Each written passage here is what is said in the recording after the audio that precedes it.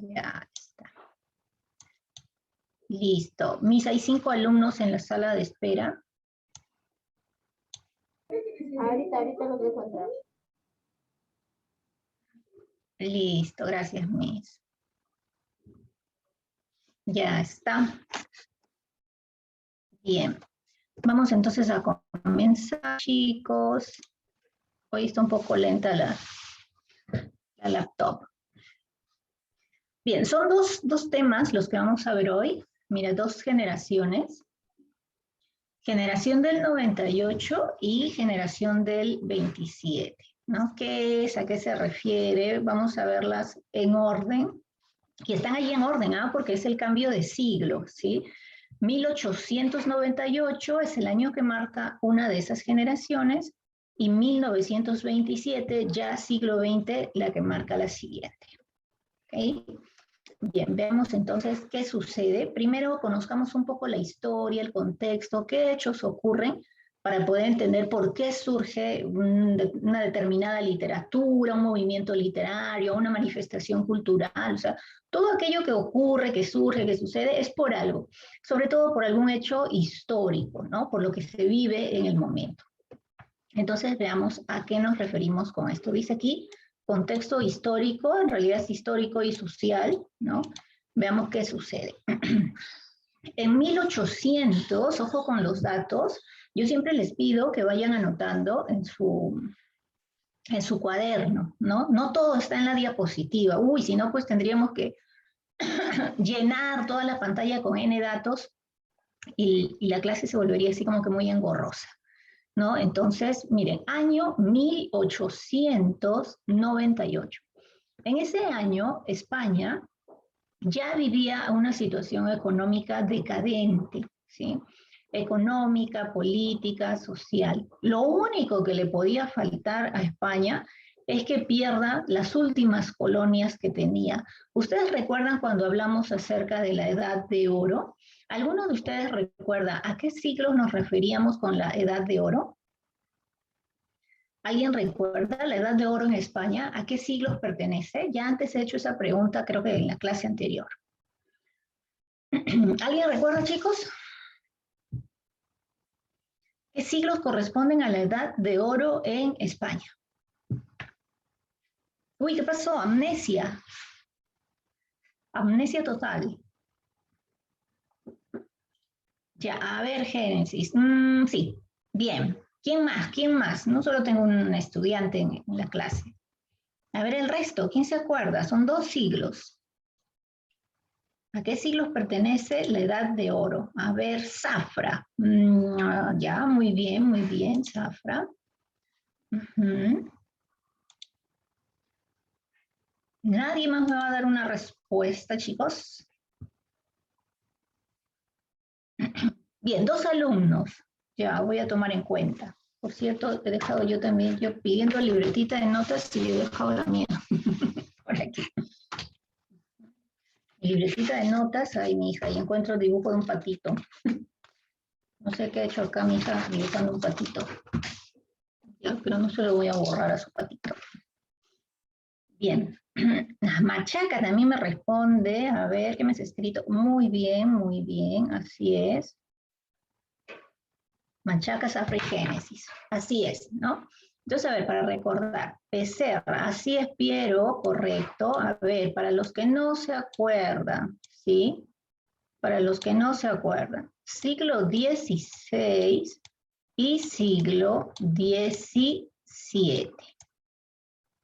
Siglo XVI y siglo XVII. Esos siglos corresponden a la Edad de Oro en España. ¿Por qué Edad de Oro? Porque España llega a su máximo apogeo en todo, en todos los campos, en todos los ámbitos, en todos los aspectos económico, político, social, cultural. La literatura, el arte se desarrolla en un nivel muy alto. Políticamente, el gobernante de turno, que era Carlos I, fue uno de los mejores gobernantes en ese momento. Era la época en la que ya España había conocido las Indias, lo que nosotros conocemos pues como la invasión, la conquista a América. y por lo tanto tenía muchas colonias y también había generado el famoso monopolio comercial. Solo España podía comercializar con estas nuevas tierras. Por lo tanto, España tiene mucho, mucho poder y es su época dorada, su mejor momento. Pero, como dicen, nada dura para siempre. Entonces, ese estado de máximo desarrollo poco a poco va entrando en decadencia. El gobernante no va a ser eterno, muere este, le sucede otro, que no necesariamente va a ser tan brillante como el anterior. Por lo tanto, España comienza a entrar en decadencia. Luego vienen las emancipaciones, ¿no? Pregunta, ¿en qué año el Perú, mira, hace poquito nada más hemos celebrado nuestro bicentenario, ¿en qué año el Perú declara su independencia? A ver, chicos, se pregunta de cultura general. ¿En qué año el Perú declara su independencia? Ah, perfecto. Eso sí, ya llueven las respuestas. Voy a retroceder para volver a leer. Machaca, Génesis, Pirca, Medina, Guerrero. Por acá creo que me olvidó de alguien. No, está bien. Oré, muy bien. Oré Mendoza, así es. 1821. ¿Sí? Ojo, 1821, muy bien, Infanzón, pero 1821 el Perú declara su independencia y para esto ya se había declarado la independencia de otras colonias, por ejemplo, Chile, por ejemplo, Argentina. Ustedes saben que en realidad pues España conquista muchos lugares, casi toda América del Sur, todo Centroamérica le pertenecía a España, Centroamérica está Nicaragua, El Salvador, le pertenecía a España. Entonces España tiene muchas colonias, pero todas ellas se van emancipando, van a ir declarando su independencia, como fue el caso de nosotros en 1821. Pero nosotros no fuimos la última colonia, España tenía más colonias. ¿Y cuáles son esas otras colonias que todavía tenía y que ya también querían, ¿no?, usurparse, declarar su independencia, ser libres, ¿no? Pero para esto estas colonias eran pequeñas, no tenían el poder para enfrentarse a España, pese a que España todavía, bueno, ya estaba entrando en una etapa de decadencia. Entonces, ¿quién interviene aquí? ¿Quién interviene para la defensa? ¿No? A ver, alguien intenta reconocer por ahí esa banderita. Vamos a ver. Voy a mover acá una. Ustedes tienen ahí una imagen de un enfrentamiento, una guerra, ¿no? ¿En qué consistió esa guerra? ¿Qué es lo que va a suceder? Dice, España es vencida por Estados Unidos y pierde sus últimas colonias. España decía, estamos tan mal que lo último que nos podría pasar es que perdamos nuestras últimas colonias. Pues lo último que ellos querían evitar que sucediera, sucedió, ¿no? Y España interviene y ayuda, bueno, entre comillas, porque ustedes saben que, perdón, Estados Unidos nunca da, ¿cómo le dicen? No da puntada sin hilo. Es decir, Estados Unidos es un país muy calculador. Bueno, si voy a ayudar a este es por algo, ¿no? Entonces, Estados Unidos interviene en una guerra contra España, ¿no?, a la que la llaman la guerra estadounidense-española o hispano-estadounidense, así la llaman, y ayuda pues a la declaración de independencia de estas últimas colonias, las que ves ahí en pantalla, Cuba, Puerto Rico y Filipinas. Entonces, España termina por perder estas colonias, tiene que firmar un tratado con Estados Unidos llamado el Tratado de París, por lo cual ellas quedan en absoluta libertad. ¿Qué ocurre? A esto España le va a dar este nombre, el desastre del 98, ¿sí? Así se le va a llamar, el desastre del 98. ¿Por qué? La pérdida de sus colonias era la pérdida también de muchos ingresos económicos, ¿sí? Y eso va a traer nuevamente el aumento de la crisis política, social, económica, moral, porque ¿cómo crees tú que se sienten los españoles de haber pasado de una etapa en la que se consideraban dueñas del mundo, ahora a un estado en el que ya no tienen colonias, ya lo que le queda es muy poco y está en una situación de crisis, ¿no? Entonces, moralmente el pueblo español también se siente frustrado, se siente decepcionado y vienen las quejas, vienen los reclamos ante la situación que se vive en ese momento, ¿sí? Entonces, recuerda, Desastre del 98, aquí tendríamos que recordar que se refiere al año 1800, no 900, 1898. En ese año se da la guerra entre Estados Unidos y España pierde estas últimas colonias, Cuba, Puerto Rico y Filipinas. Y esto trae como consecuencia, ¿no?, un, digamos, desbalance total económico, político, social. Ese es el contexto del momento por el cual surge la generación del 98. ¿Está bien? Entonces, la generación del 98 surge tras el desastre del 98. ¿Cuál es el desastre del 98? Lo que acabas de ver, la pérdida de las colonias de España. ¿Sí? Veamos. Esta es una imagen, por ejemplo, que muestra, ¿no?, digamos, la derrota, ¿no?, la tristeza. Ves ahí ese cocodrilo, alcanzas a leer, a ver los chicos que saben inglés, ¿no?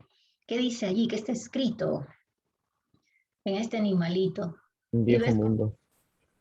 El viejo mundo, muy bien, muy bien. Ah, ¿cómo saben inglés mis estudiantes? Yo les gusta hacer what. El viejo mundo. Pues el viejo mundo está ahí pues llorando, ¿no? Llorando sus penas, sus tristezas, su derrota. ¿Y a quién se lleva este hombre vestido con, ¿no?, digamos, los colores de la bandera norteamericana? Se lleva a Cuba, ¿no?, que era pues fue la gran victoria de Estados Unidos. ¿Está bien? Bien, sigamos entonces. Ahora sí, como ya conoces qué sucede en aquella época, ahora veamos qué es, ya entremos de plano a la literatura, qué es la generación del 98. Se le va a llamar a un grupo, a un conjunto de escritores. ¿Por qué a un conjunto de escritores? Porque ellos se van a caracterizar, o van a tener, perdón, características similares en cuanto a su estilo, al género literario que van a utilizar, a los temas que van a tratar, porque todos están viviendo esa situación, la situación del desastre del 98. Entonces aquí dice, conjunto de escritores, que pueden ser poetas, novelistas, ensayistas, ¿sí? Ya está. Y dice aquí que fueron testigos de ese desastre, ¿no?, del desastre del 98. ¿Qué quieren estos escritores? Ellos van a buscar, digamos, cambiar, ¿no? Quieren cambiar, quieren modificar esta situación de crisis a través de sus obras, a través de sus composiciones. Ellos van a enviar mensajes, muchas veces, por ejemplo, de aliento, ¿no?, de ánimo para salir adelante. ¡Uy, mi perro! Salir adelante de esa situación.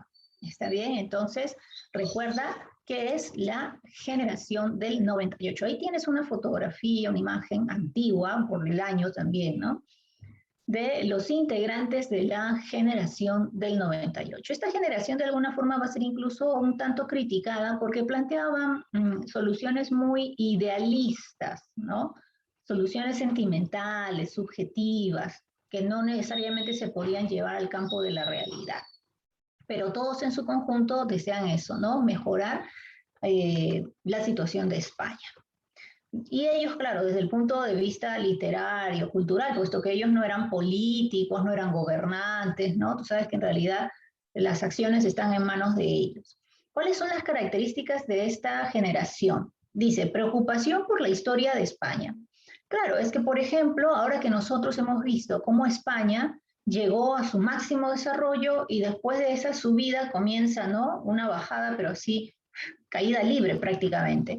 Entonces ellos se preocupan por la situación de España porque tampoco ven qué va a suceder más adelante, cómo va a estar, si ahorita ya estamos mal, cómo seguiremos después, ¿no? Entonces la preocupación por la historia de España.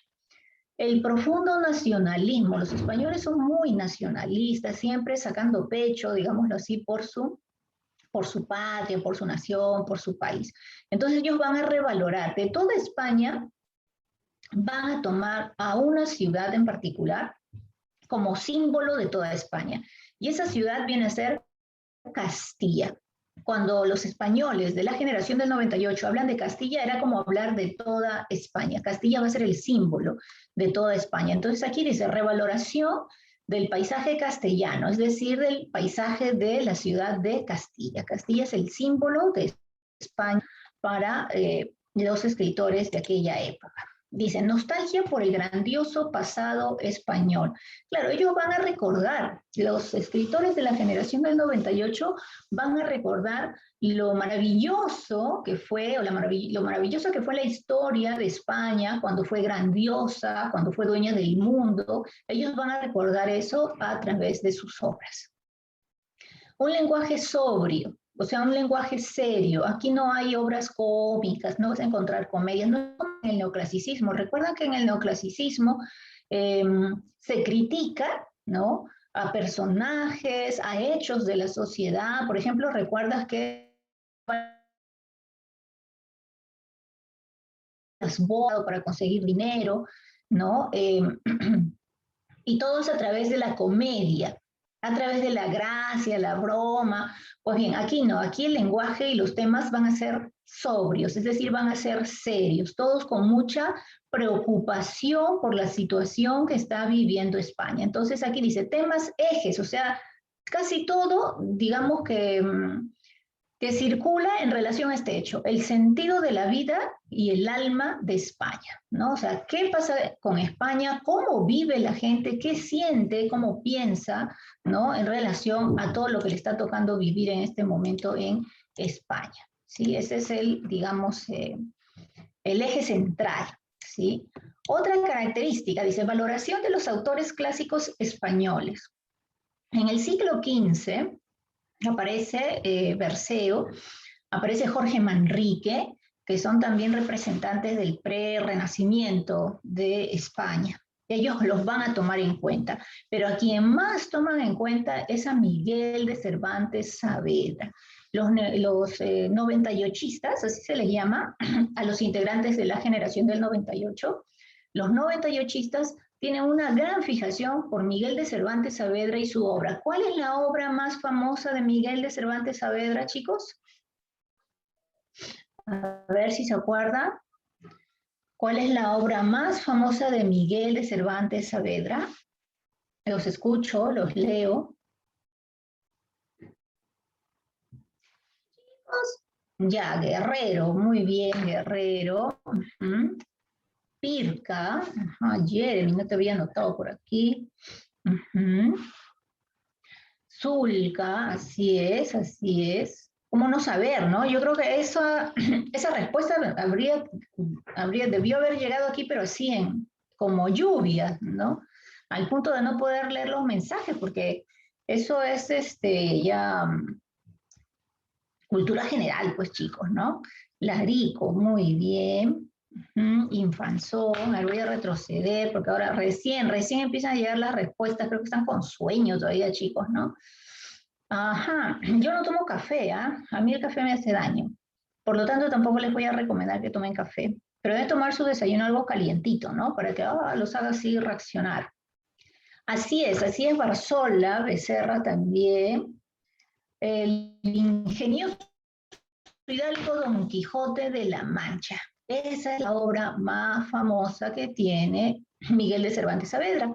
¿Qué tiene que ver esta obra aquí con los 98istas? Los 98istas y su obra, sobre todo esta, el ingenioso Hidalgo Don Quijote de la Mancha. Muchos se valen, ahora te vas a dar cuenta cuando te hable de una obra de Unamuno, te vas a dar cuenta que toman a los personajes y hacen una especie de análisis de esos personajes, ¿no? Entonces, ahora lo vamos a ver, ahora vamos a notar a qué me refiero con esos análisis. Representantes, como esto es un grupo, hay varios representantes, y aquí vamos a ver a los más importantes, ¿sí? Comencemos a ver de azul.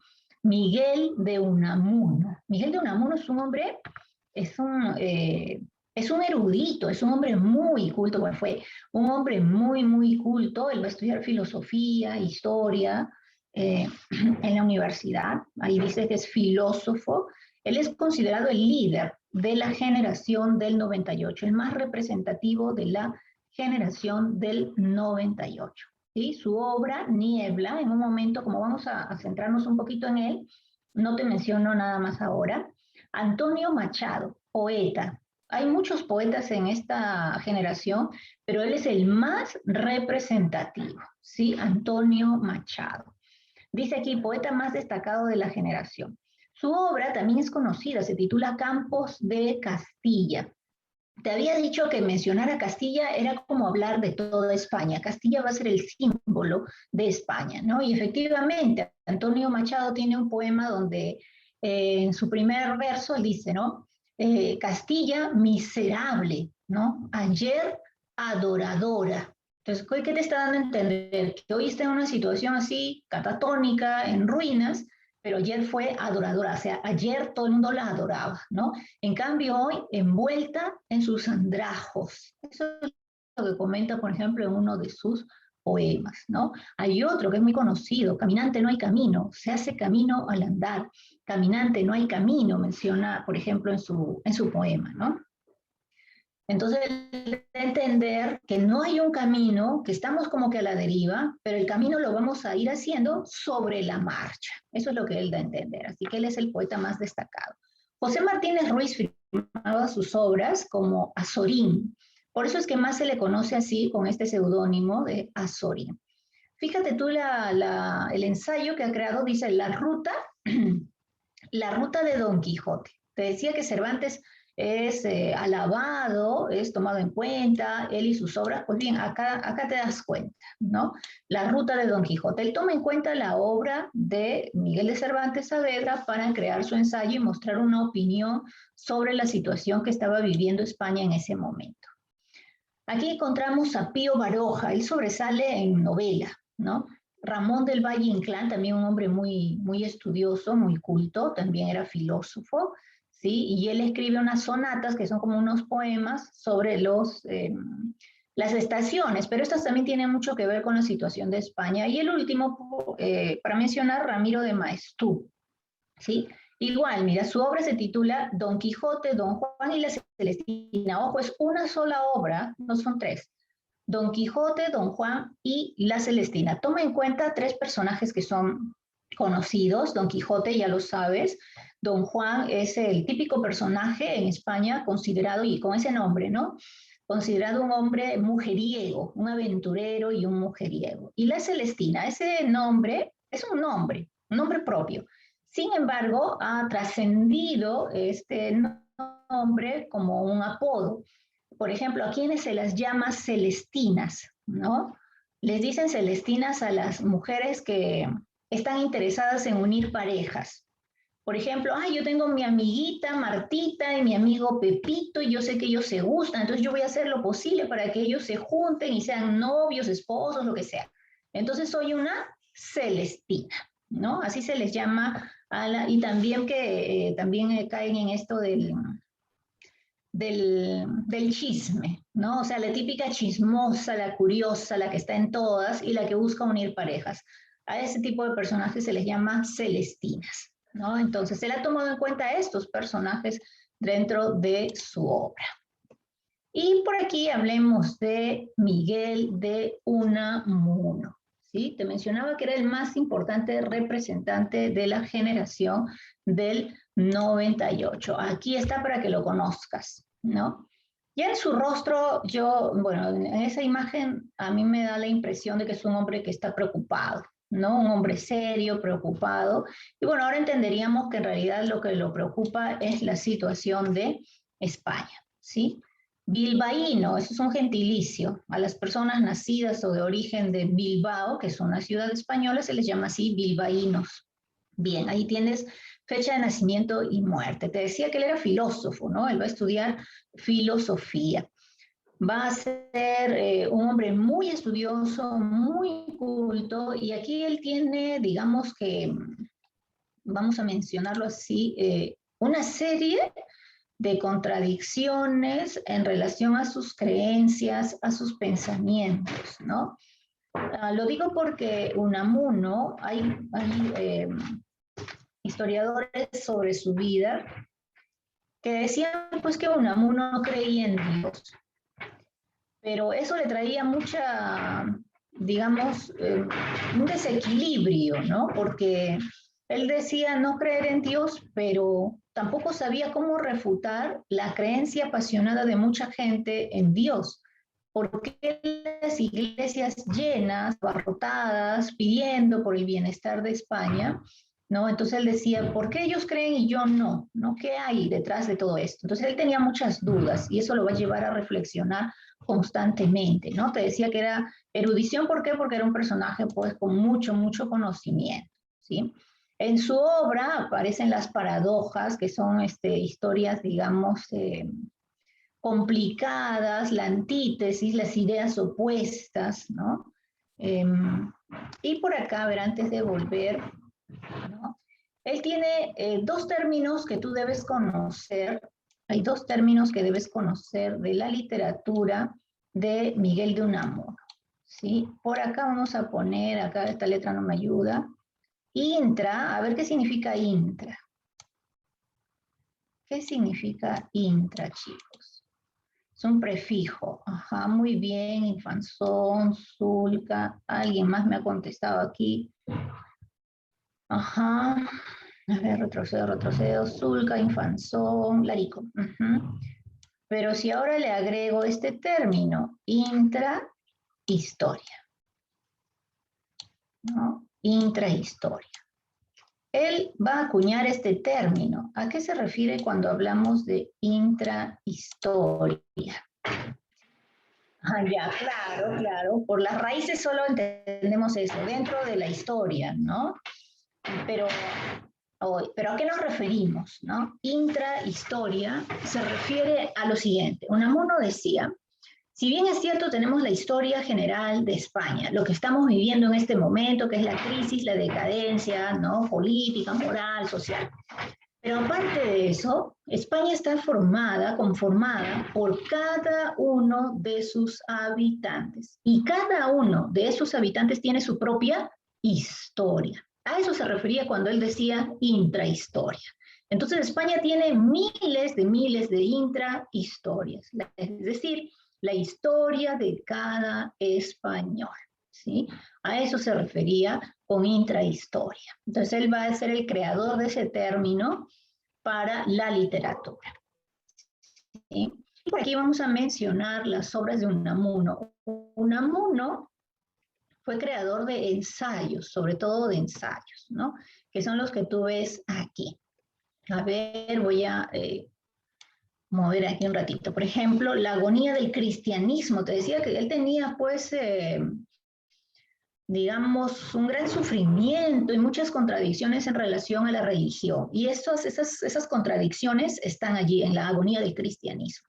Vida de Don Quijote y Sancho.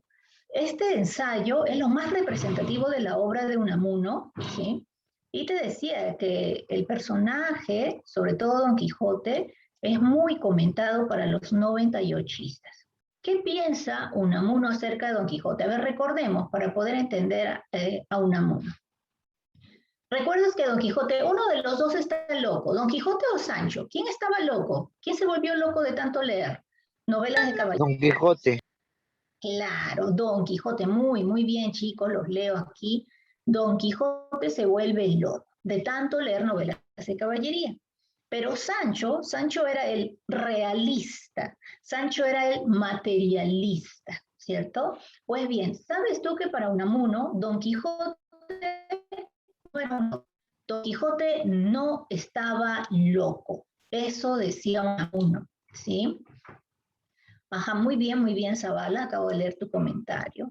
Para Don Quijote, perdón, para Unamuno, Don Quijote era mira, lee acá.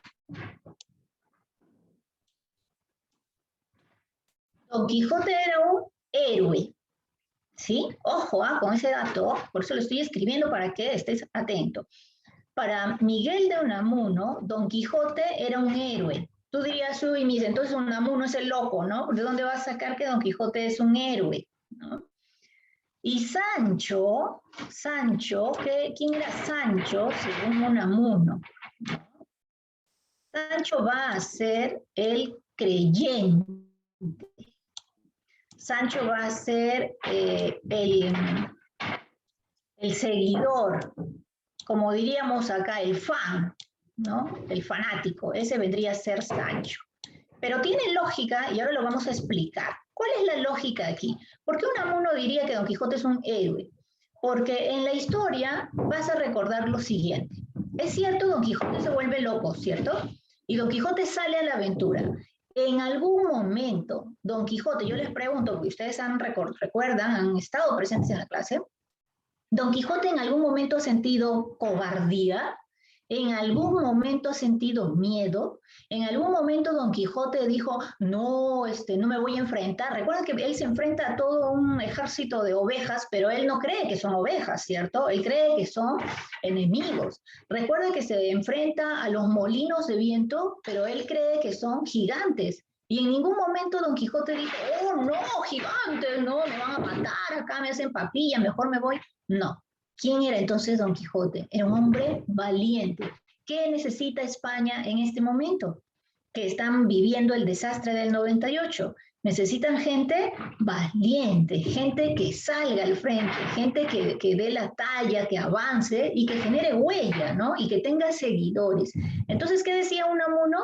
Que Don Quijote era un héroe y que se necesitaba más Quijotes, ¿no? En España para que España salga adelante. Y que también se necesitaba de Sanchos, porque si uno es el líder y es el que sale adelante, entonces hay que seguir al líder. Don Quijote era el héroe, era el líder, era el hombre valiente y se necesitaba de gente que lo siga, ¿no? En este caso, Sancho. Sancho era el seguidor, Sancho era el creyente. ¿Se dan cuenta bien qué bonito, no? A mí eso me ha gustado mucho, esa nueva óptica, esa nueva perspectiva que nos da Unamuno acerca de Don Quijote y Sancho. Esta obra, Vida de Don Quijote y Sancho, es un ensayo, ¿está bien? Es un ensayo. ¿Por qué se caracteriza, chicos, un ensayo? Un ensayo trata un tema específico que puede ser coyuntural, es decir, un tema actual. Pero a ese tema, después de darle toda la perspectiva, tú le agregas tu opinión, qué es lo que tú crees, tú consideras, ¿no? Eso es lo más importante. Entonces, esa es la opinión de Unamuno. Recuerda, para Unamuno, Don Quijote es un héroe. Y se necesitaban muchos más Quijotes en España para que España salga adelante. ¿Está bien?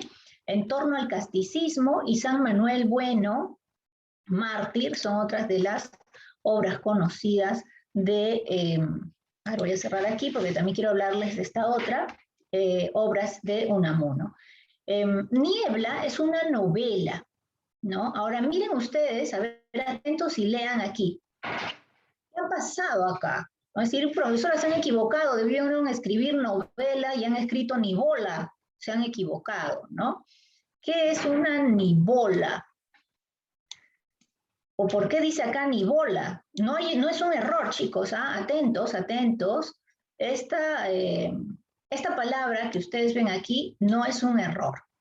Niebla es una novela, ¿sí? Niebla viene a ser una novela. ¿Por qué está escrita ahí la palabra nivola?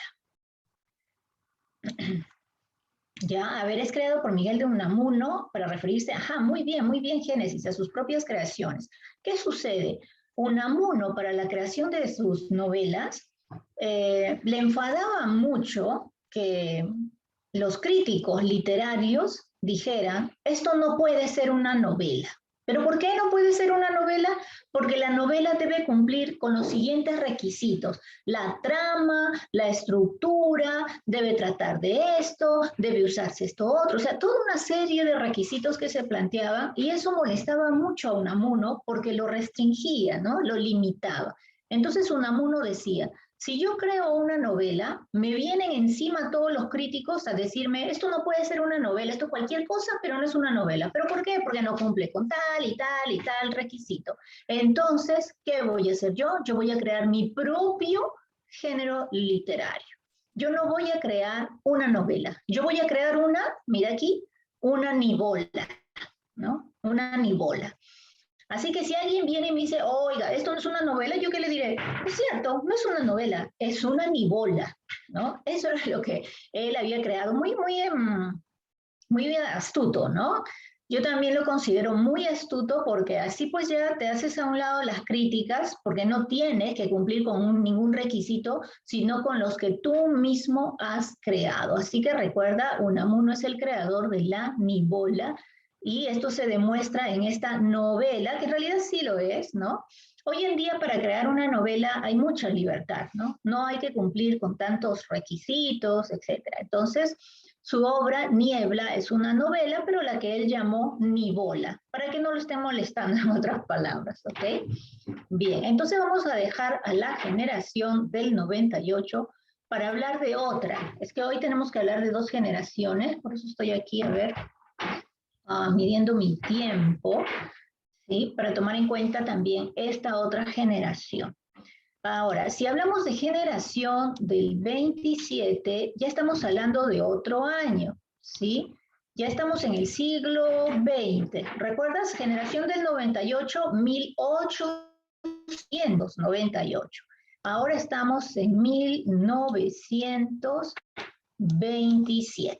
Por eso se va a llamar generación del 27.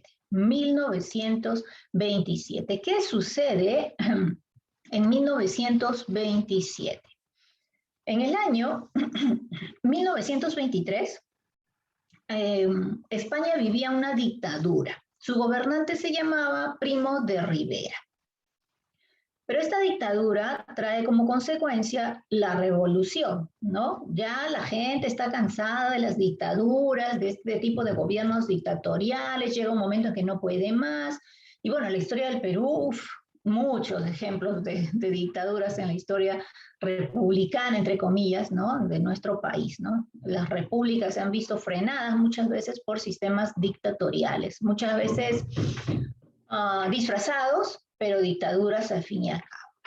Entonces, bien, después de esta dictadura de Primo de Rivera, hay toda una revuelta, toda una revolución, y nace una segunda república, así se le va a llamar, Segunda República Española.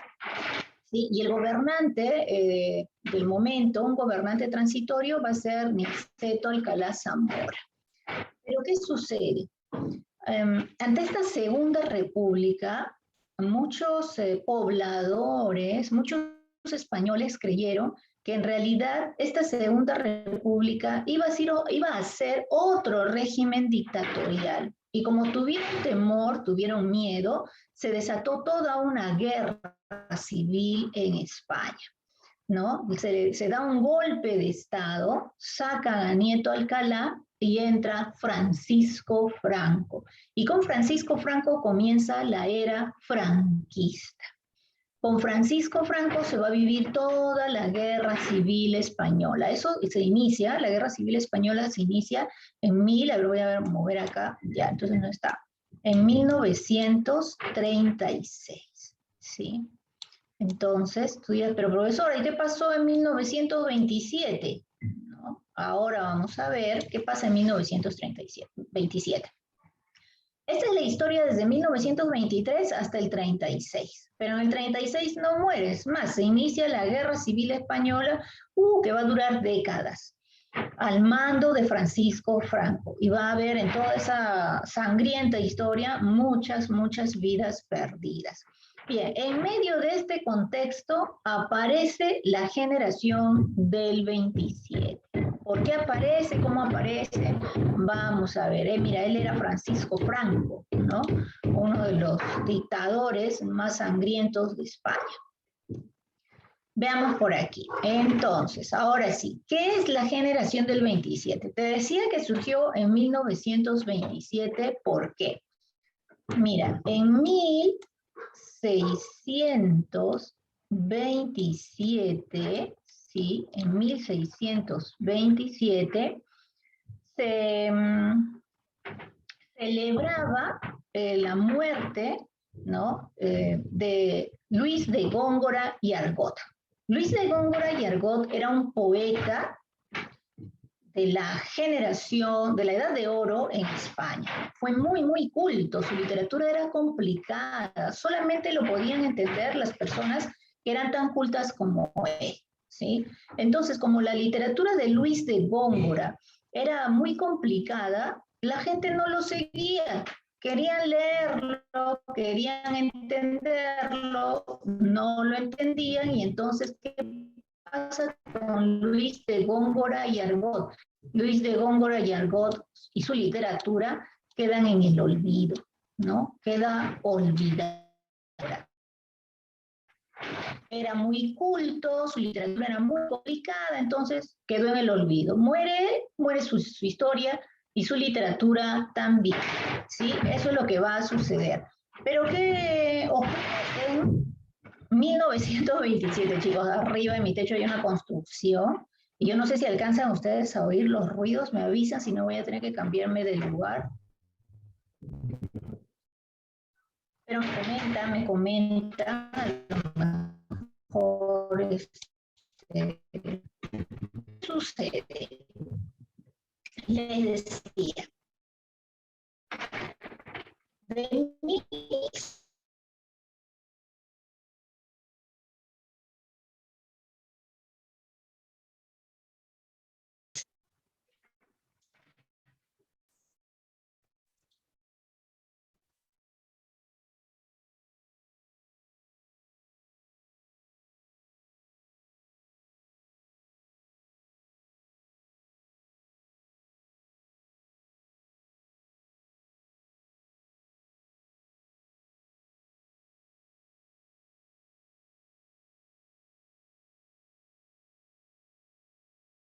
claro, muy bien, muy bien, muy bien. 300 años, ahí está, 300 años. Entonces, mira, 3 siglos desde que falleció Luis de Góngora.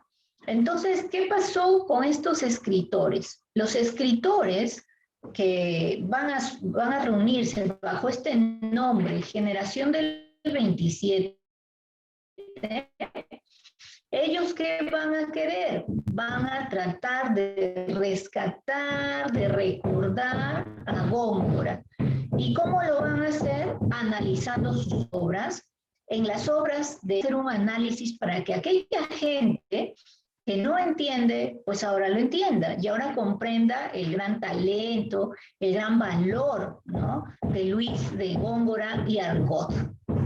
Entonces, con ese objetivo nace la generación del 27. No es, miren ustedes, a diferencia de la generación del 98, en la que nace por temas políticos, sociales, o sea, el tema coyuntural. En cambio, la generación del 27 nace por un tema literario, ¿sí? Por un tema literario. Ahora, hay mucha afinidad entre ellos. Tú ves aquí en la imagen de al lado, voy a cerrar aquí, un costadito acá.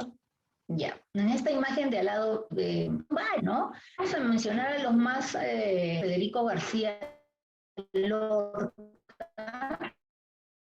lo ves aquí, el único premio Nobel de este grupo del 27.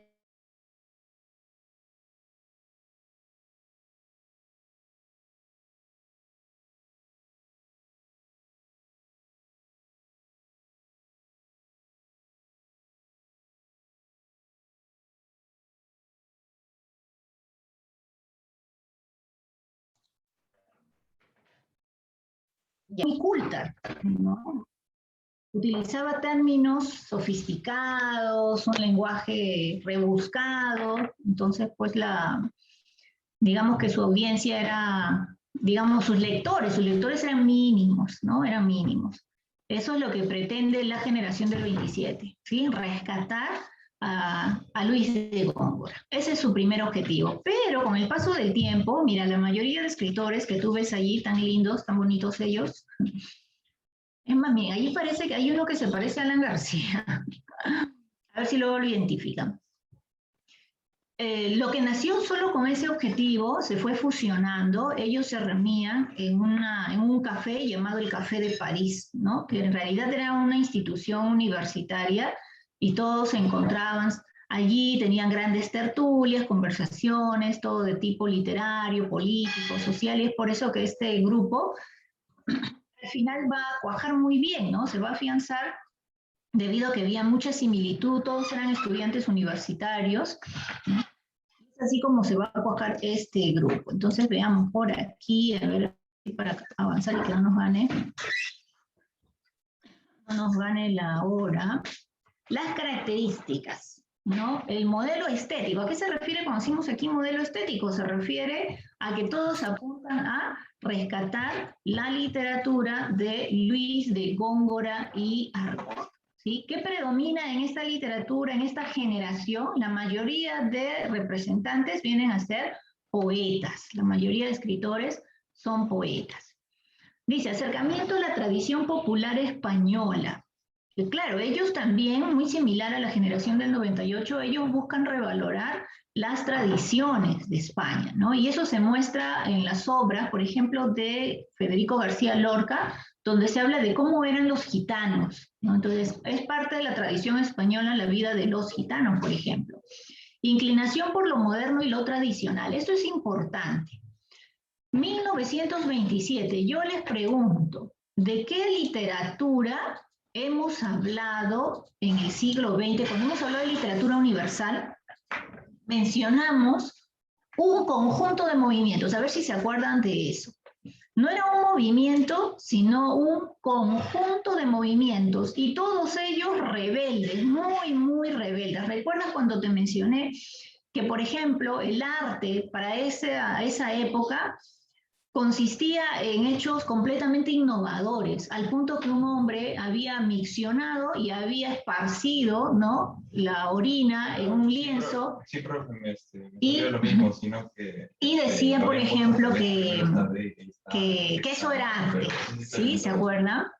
Ya Génesis, a tu respuesta le quitaría un término, ¿no? El gentilicio le quitaría a tu respuesta, porque es en general, ¿no? Es la literatura europea. ¿De qué literatura estoy hablando, chicos? ¿Cuál era esa literatura sumamente rebelde?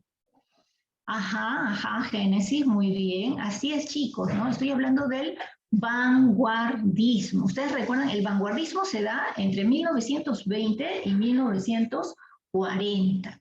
Y el vanguardismo fue un conjunto de movimientos, ¿no? Y todos ellos tenían como base la rebeldía, la innovación, el no seguir las normas, las reglas, romper con todo. Eso era el vanguardismo. Ese vanguardismo llega a España, pero en España va a ser diferente. En España no es, me voy contra todo y rompo todas las reglas, no. Ellos van a tomar del vanguardismo lo que les agrada y lo van a, digamos, fusionar, unir a lo tradicional, a lo formal, a lo conservador. Entonces, esta característica no la debes olvidar. Esta característica es la más importante. Mira, inclinación por lo moderno y lo tradicional. Eso quiere decir que la generación del 27 no rechazó al vanguardismo, no le cerró las puertas, ¿no? Al contrario, recibe, pero eso también quiere decir que no va a rechazar lo tradicional, lo formal, lo común, no. Ellos van a encontrar un punto de equilibrio entre el vanguardismo y su literatura propia, tradicional, porque recuerda que los españoles son muy nacionalistas. La principal figura literaria, que eso es muestra del vanguardismo, ¿no? Eso es la metáfora. Y la influencia de esta poesía vanguardista que era el surrealismo, ¿sí? Que era más allá de la realidad. Ok, bien, entonces hablemos de, a ver, por acá, los representantes, ¿no? ¿Quiénes son los representantes de la literatura de la generación del 27? Pedro Salinas, él era llamado el poeta del amor. Pedro Salinas tiene varias composiciones, todas ellas de contenido poético, donde habla del amor. Para Pedro Salinas, el amor puede salvar al mundo, ¿no? O sea, así de poético, por eso lo llaman así, pues chicos, ¿no? Yo creo que con esa expresión está bien claro por qué el poeta del amor. Solo el amor puede salvar al mundo, el amor puede cambiar a las personas, el amor te transforma y siempre te debe transformar para bien, para algo mejor, ¿no? Eso es lo que él plantea. Jorge Guillén con su obra Cánticos, Luis Cernuda también es otro poeta. Son poetas sentimentalistas, muy, muy sentidos, ¿no? Vicente Aleixandre decía que era el único premio Nobel de toda la agrupación, premio Nobel 1977. Otros representantes, Rafael Alberti, Miguel Hernández, solo así de modo referencial, para que lo recuerdes, porque vamos a hablar del más importante, Federico García Lorca, ¿sí? Federico García Lorca. Ahí está, ahí te lo presento, simpático él, pero sabrás que muere joven. Luego vas a ver fecha de nacimiento y muerte, a ver, tú me dirás, ¿no? ¿A qué edad falleció? Nació en Fuente Vaqueros, en Granada, es granadino, él es español. Formó parte, él también va a formar parte del homenaje a Luis de Góngora en 1927, ¿no? Él es también, como les decía, un representante bastante notorio. Él también es poeta, pero igual va a crear teatro. Es más, hoy vamos a hablar de una obra teatral de Federico García Lorca. Dice, se nutre de la tradición española. Eso es lo que yo te decía, lo moderno y lo tradicional, ¿no? En él se muestra claramente, se nutre de la tradición española, sobre todo de Andalucía, y también combina las innovaciones vanguardistas, es decir, recibe la influencia del vanguardismo, pero no hace a un lado la, digamos, característica general, ¿no?, de la literatura tradicional española, ¿sí? Otra característica, dice, musicalidad e imágenes sugerentes. Musicalidad e imágenes sugerentes. ¿A qué se refiere con esto? Su literatura es muy, digamos, melodiosa, sobre todo su poesía. Imágenes sugerentes, ¿por qué? Porque a través de la palabra tú puedes imaginar lo que él está sugiriendo sin necesidad de que te lo haya escrito, te lo haya dicho, ¿sí? Esas son las características importantes de Federico García Lorca.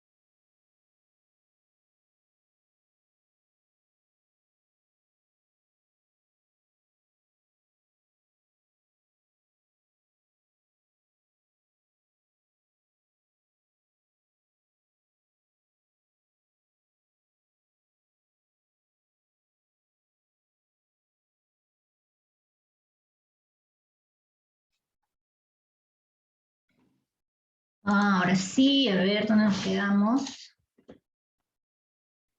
Ya les decía, pues, que Federico García Lorca,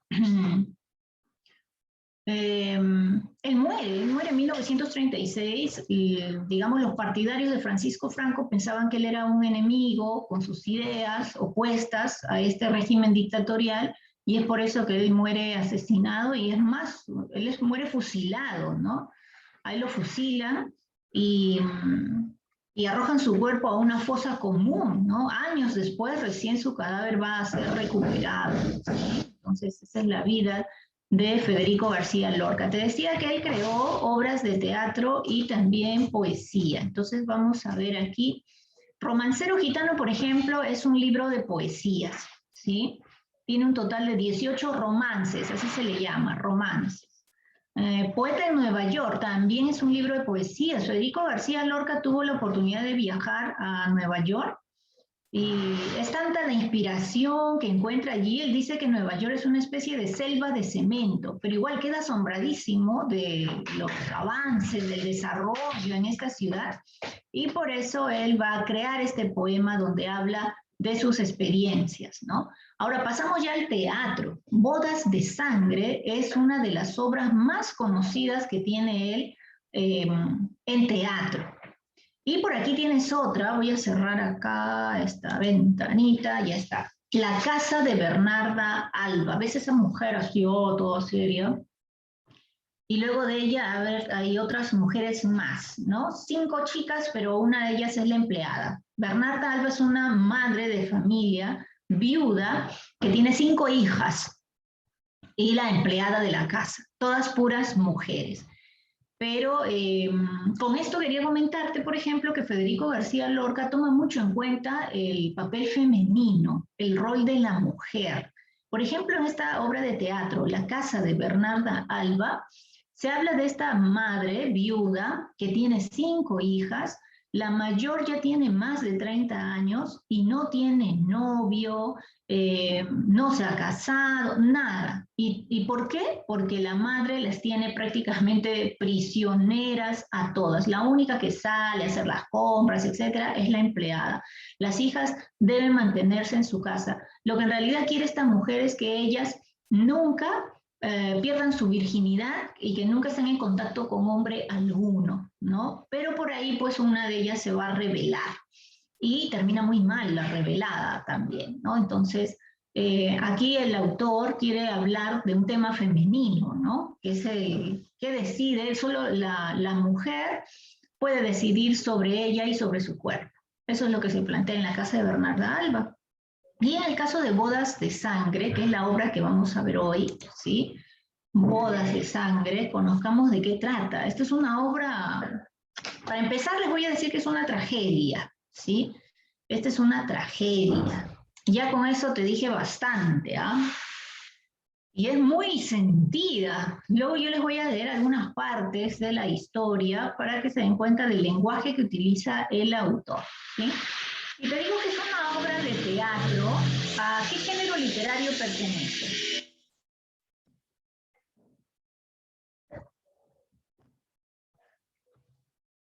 A ver, chicos, si les digo que es una obra de teatro, ¿qué voy a poner en el género?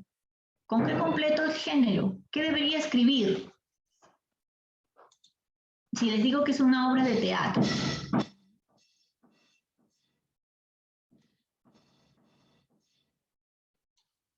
Nada, nadie se acuerda. ¿Qué pasó? Si es una obra de teatro, ¿cuál será el género, chicos? A ver, yo les digo, lírico, narrativo, dramático. ¿Cuál será el género si esta es una obra de teatro? ¿Nada? Claro, es el género dramático, ¿sí? Pero ya les comenté, ya me adelanté a decirles que es una tragedia. Entonces, la especie, porque el género dramático hay varios tipos. ¿Cuál es? ¿Qué tipo de género dramático es una tragedia? La estructura, aquí todavía se mantienen los cambios de Lope de Vega, ¿no? La obra está dividida en 3 actos. Y el tema es la pasión que arrastra a una persona a la fatalidad, a la muerte, ¿no? No respeta las unidades aristotélicas, recuerda, aquí no hay unidad de tiempo, espacio, acción, nada. Eso no lo toma en cuenta García Lorca. Y acá hay un dato muy valioso, muy importante, muy particular también. Leamos, a ver qué dice el último comentario, dice ahí. El único personaje con nombre propio es Leonardo Félix. El único personaje con nombre propio es Leonardo Félix. ¿Qué significa esto? En la obra, los personajes no tienen un nombre propio. ¿Sabes quiénes son? La vecina, el vecino, el papá, la mamá, la tía, la novia, la cuñada, pero no tienen un nombre propio. ¿Por qué hizo esto Federico García Lorca? Él hizo esto porque decía que esa es una forma en la que él considera que su obra va a pasar la frontera del tiempo, va a traspasar las fronteras, su obra nunca va a morir. ¿Por qué? Por ese único elemento en el que los personajes no tienen nombre. ¿Qué pasa si yo les digo, chicos, les voy a dejar una tarea y ustedes van a representar esta obra teatral? Entonces tú te llamas Juana, pero vas a ser la novia. Tú te llamas Andrés y vas a ser el novio y así, ¿no? Entonces él creía que al no ponerle nombres propios a sus personajes, su obra iba a trascender, ¿no? Iba a pasar el tiempo, iba a ser inmortal, en otras palabras. ¿Está bien? Entonces vamos a conocer de qué trata la historia. A ver, atentos, atentos porque voy a hacer preguntas también. Bien, la obra se inicia cuando el novio, ojo, ya he dicho que no tienen nombres propios, el novio, ¿cómo se llama el novio? No, solo es el novio, así nada más, el novio. El novio va a su casa a decirle a la mamá, a la madre, que se va a casar. La madre está contenta, pero no mucho. La madre es una mujer fría. ¿Por qué? Porque la madre ha sufrido. Ahora vamos a saber por qué. Entonces, cuando él le dice, madre, me voy a casar, y ella dice, ¿con quién? Con la novia. ¿Y cómo es la novia?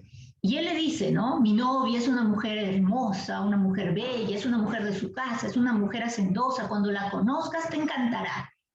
Pero la madre no está conforme solo con esa explicación y la madre hace la pregunta de ley, de rigor para ella. La madre le dice, ¿y ha tenido antes otro novio? Entonces el novio le dice, mamá, ¿y eso qué importa? Ahora será mi esposa, eso no tiene nada que ver. Pero la madre dice, no, eso sí es importante, yo necesito saber eso. No, no lo sé, le dice él, ¿no? Que ya se siente un poco fastidiado. Y entonces ella empieza a enojarse, ¿no? Ojalá que no tenga nada que ver con los Félix. Y él dice, pero mamá, esa es una historia ya pasada. ¿Por qué esta señora le dice, ojalá que no tenga nada que ver con los Félix? ¿Por qué? Porque ella tuvo otro hijo, aparte del novio. Y este hijo murió. A este hijo lo mataron. ¿Quiénes lo mataron? La familia Félix. Entonces ella, a la familia Félix, la odia a la familia Félix, ¿no? Y ella dice, claro, esos, los asesinos, viven, respiran, pueden haber ido a prisión, pero todavía viven. En cambio, mi hijo, tu hermano, está allí, bajo tierra, ¿no? Entonces ella es una mujer que sufre mucho, que le ha dolido la muerte de su hijo, y el único hijo que le queda es el novio. ¿Está bien? Bien, entonces, ¿qué sucede?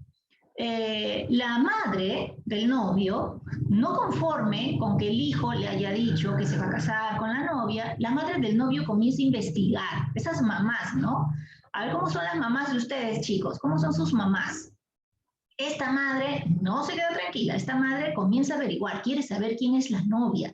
Así que busca a la vecina, esa vecina ya tú sabes, tipo Celestina, y le pregunta, ¿tú conoces a la novia de mi hijo? Sí. ¿Y cómo es ella? Ah, es una mujer bella, hermosa, para metida en su casa, no sale para nada, la justa sale a hacer las compras y se regresa a su casa. Ah, entonces la madre está contenta, dice, ah, muy bien, buena chica, buena chica. Y luego le dice, ¿y sabes si antes ha tenido un novio? Sí, le dice ella. ¿Sí o no? ¿Y quién es ese novio? Es Leonardo Félix. Uy, ¿para qué? Cuando la vecina le dice esto a la madre del novio, ya la madre del novio le hizo la cruz a la novia, ya no le cae bien, ya está fastidiada porque esta fue novia de otro. ¿Y de quién? De un Félix. Y recuerda que los Félix mataron a un hijo de esta mujer, de la madre, ¿no? Entonces ya eso a ella la deja fastidiada, enojada. Pues bien, llega el día en que el novio va a traer a la novia para que conozca a la madre, ¿no? Pero viene el papá de la novia también, ¿sí? Así que llegan a la casa de la madre, vamos a ver por acá, llegan la novia con su papá, ¿está bien? Entonces ahora están todos allí, el novio, la novia, la mamá del novio y el papá de la novia. Y así como ves en la imagen, ¿no? La madre va, le mira la cara, se acerca, está haciendo una inspección ocular a la novia, a ver qué tal está la novia, ¿no? Y entonces ella saca cara por su hijo, ¿no? Y le dice, mira que te llevas un gran hombre al altar, porque mi hijo es un hombre noble, un hombre trabajador, un hombre guapo, musculoso, valiente, o sea, todas las virtudes. Entonces, cuando el padre escucha esto, el padre de la novia, él también saca cara por su hija, ¿no? Dice, señora, pero mi hija no es poca cosa. Mi hija sabe lavar, cocinar, planchar, lustra, trapea, encera, hace todo. Entonces la mamá, ok, ¿no? Sin embargo, ¿qué sucede?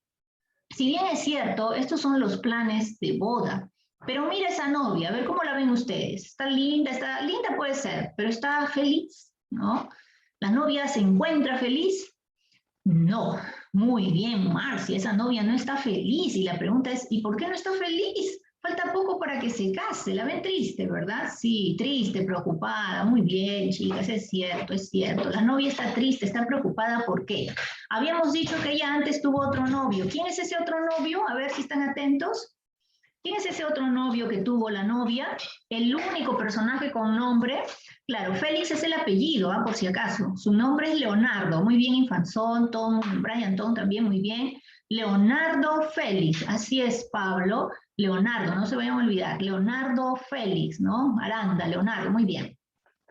Leonardo Félix es el ex, ¿está bien? Es el ex. Pero ¿qué sucede?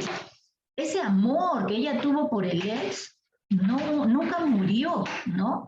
Esa relación terminó porque el padre se lo pidió a la hija. El padre le dijo, no, ese no es un buen hombre para ti, así que tienes que terminar con él. Y ella, obediente, solo por seguirle, no darle la razón al papá, terminó con Leonardo Félix, pero no es que no lo quisiera o que no lo amara, ¿no? Leonardo Félix, enojado, dijo, ¿prefieres a tu papá antes que a mí? Está bien, terminamos. Y terminaron. Ahora Leonardo está casado con otra, tiene un hijo con otra, y viene otro hijo en camino con esa misma otra.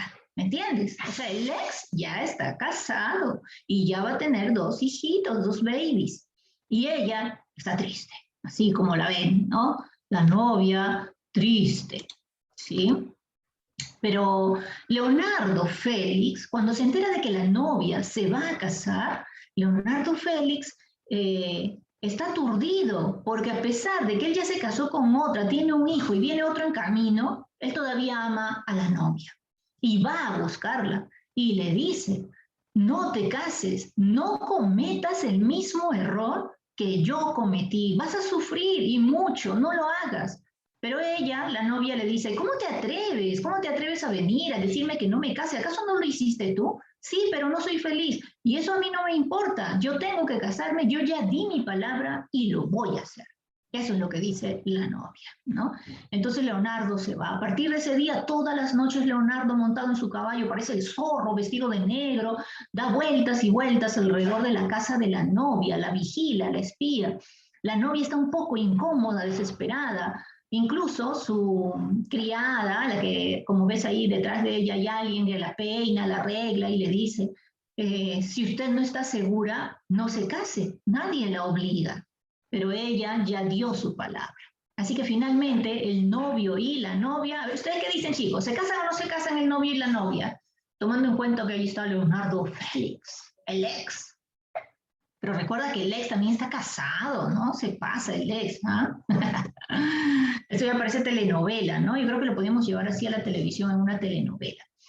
Como dice Génesis, el novio y la novia finalmente se casan, ¿no? Se va a realizar la boda, ellos se casan, comienza la fiesta, la novia como no está feliz, no está contenta, se aparta del grupo y está en otro lugar, y en ese otro lugar apartado, ¿quién aparece? ¿Quién aparece, chicos, en ese otro lugar apartado?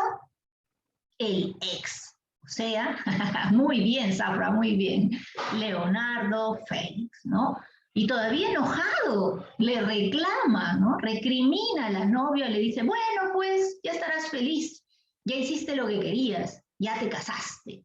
Pero la novia ya no puede más, ¿no? Ha tenido contenida todo este, digamos, esta maraña de sentimientos que ya no puede más y coge de la mano al novio, ¿no? Y le dice, vámonos, huyamos, ¿no? Hasta el propio Leonardo se asombra, ¿qué? ¿Cómo? Sí, huyamos. Y ella lo coge de la mano, bajan las escaleras, se van hasta el establo, ella escoge al caballo, ella le pone las bridas, o sea, las cuerdas, ¿no? Al caballo y le dice, vámonos. Y él le dice, ¿pero estás segura? Claro que sí, huyamos. Y se van los dos, ¿no? Los dos huyen en medio de la noche, mientras todo el mundo está en la jarana bailando con el grupo 5, ellos están yendo a toda a velocidad en el caballo, ¿no? Ambos huyen. Pero alguien se da cuenta, la esposa de Leonardo. Dice, mi marido, no está, no lo veo, tampoco veo a la novia, ¿dónde está? Tampoco la veo, ¿no? Así que de pronto ya sale del local y justo ve cuando Leonardo y la novia huyen y el vestido de la novia, la cola del vestido blanco de la novia ahí flotando en el aire porque se van a toda velocidad. Entonces la esposa de Leonardo regresa a la sala de baile y dice, huido, mi marido, Leonardo y la novia han huido. Imagínate tú cómo se siente la madre del novio. ¡Wow! La madre del novio busca al novio y le dice, han huido, esa mujer infiel, tienes que encontrarlos, cobrar venganza, limpiar tu honor, mátalos a los dos, ¿no? Y entonces el novio, oh sí, mi honor, va, sale con su caballo, todos lo persiguen, varios hombres van acompañando al novio, ¿sí? Y aquí pues, ¿qué sucede? Miren, acá tengo, a ver si alcanzan a ver chicos, ahí está. Este de aquí del plan lector de uno de los años pasados de colegio, ¿no? Y está bodas de sangre, ¿sí?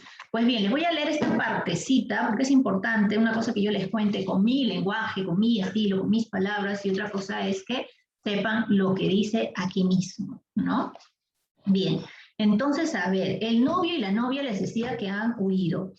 La novia sabe que los van a seguir y cuando los alcancen los van a matar y ella no quiere que Leonardo muera. Así que ella le dice, desde aquí yo me iré sola, vete, quiero que te vuelvas, como quien dice, márchate, ¿no? Regresa antes de que te maten, ¿no? Y él le dice, calla, calla, te digo. Y entonces la novia le va a contar lo que ella tanto ha sentido, dice, con los dientes, con las manos, como puedas, quita de mi cuello honrado el metal de esta cadena, dejándome arrinconada allá en mi casa de tierra. Y si no quieres matarme como a víbora pequeña, pon en mis manos de novia el cañón de la escopeta. ¡Ay, qué lamento, qué fuego me sube por la cabeza! ¡Qué vidrios se me clavan en la lengua! Y es que sabe que lo que han hecho ha sido terrible y ya no hay marcha atrás. Leonardo trata de consolarla y le responde, ya dimos el primer paso, calla, porque nos persiguen cerca y te he de llevar conmigo. Y ella, ahora se hace la víctima, dice, pero ha de ser a la fuerza. Entonces Leonardo reacciona, ¿qué? ¿A la fuerza? ¿A la fuerza? ¿Quién bajó primero las escaleras? Y la novia dice, yo las bajé. ¿Quién puso al caballo bridas nuevas? Yo misma, ¿verdad? ¿Y qué manos me calzaron las espuelas? ¿No? Entonces ella dice, estas manos que son tuyas, pero que al verte quisieran quebrar las ramas azules y el murmullo de tus venas. Te quiero, que si matarte pudiera, te pondría una mortaja con los filos de violetas. Ay, qué lamento, qué fuego me sube por la cabeza. Y es que ella está muy preocupada de lo que pueda ocurrir más adelante. Y él también, ¿no? Él dice, qué vidrios se me clavan en la lengua porque yo quise olvidar y puse un muro de piedra entre tu casa y la mía. Es verdad, ¿no lo recuerdas? Y cuando te vi de lejos, me eché en los ojos arena, pero montaba a caballo y el caballo iba a tu puerta. Con alfileres de plata mi sangre se puso negra y el sueño me fue llenando las carnes de mala hierba.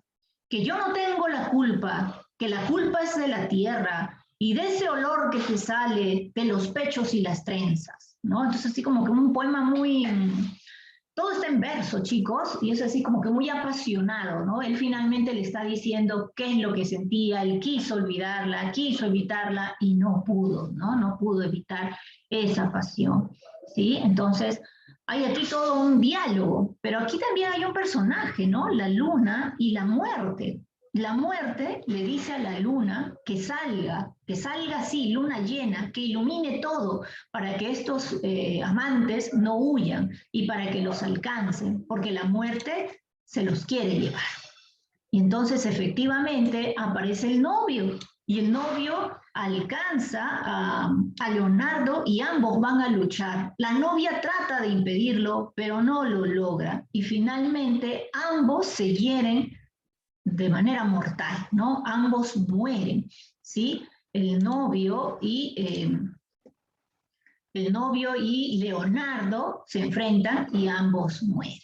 Entonces, muertos ellos, ya habían llegado, pues, porque recuerda que el novio no va solo, ¿no? El novio va acompañado de los invitados, etc. Así que, ¿qué hacen? Recogen los cuerpos y los ponen así colgados sobre los caballos y así los traen de regreso.